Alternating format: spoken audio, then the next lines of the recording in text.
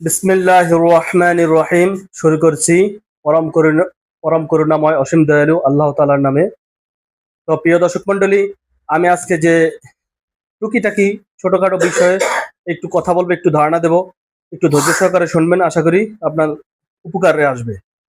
তা আমরা যখন কফি বিক্রি করতে বের হই, সবচেয়ে পারফেক্ট টাইম আর বেশি কফিটা খায় কোন টাইমে, সেই টাইমটা হলো আপনার বিকাল ৩টা, ৩:৩০, ৪টার থেকে সন্ধ্যা পর্যন্ত। খুব মানে বিপুল পরিমাণে কফিটা সেল হয়, প্রচুর পরিমাণে কফিটা সেল হয়। আপনি যে দোকানে যাবেন সেখানেই তারা কফি খাবে, কফি চাবে। তো এই টাইমটাতে অনেক সময় যেরকম একটু থানা পর্যায়ে যে দোকানগুলো আছে বা ঢাকা পার্শ্ববর্তী যে জেলাগুলো আছে সেখানে কিন্তু 20 টাকার কফিটার চেয়ে 10 টাকারটাই একটু বেশি চলে। আর 20 টাকারটা যদি 100 কাপ চলে 20 টাকা, আর 200 কাপ চলবে হলো 10 টাকা। সেই ক্ষেত্রে এখন 10 টাকার কফিগুলা আপনার বারবার এই যে বয়মগুলা খুলে খুলে এগুলা সময় লাগবে আপনার। এখান থেকে একবার চিনির বয়ম, একবার কফির বয়ম, একবার আপনার কফি মেটের বয়ম, এই বয়ম খুলতে খুলতে আপনার অনেক সময় ব্যয় হয়। তাই কেউ কফি চাইলো, বয়ম খুলতে খুলতে আপনার এখানে প্রচুর পরিমাণ সময় ব্যয় হলো। এক্ষেত্রে আপনার করণীয় কি?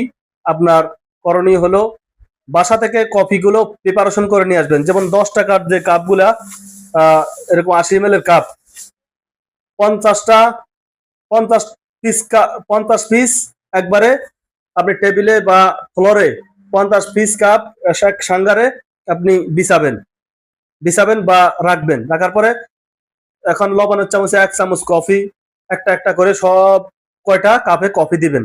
তারপরে কফি মেটটা উঁচা উঁচা 1 চামচ করে প্রত্যেকটা কাপে কফি দিবেন। তারপরে চিনিও সেম উঁচা উঁচা প্রত্যেকটা কাপে দিয়ে এরকম 50-60টা 10 টাকা দামি কাপ রেডি করে রাখবেন।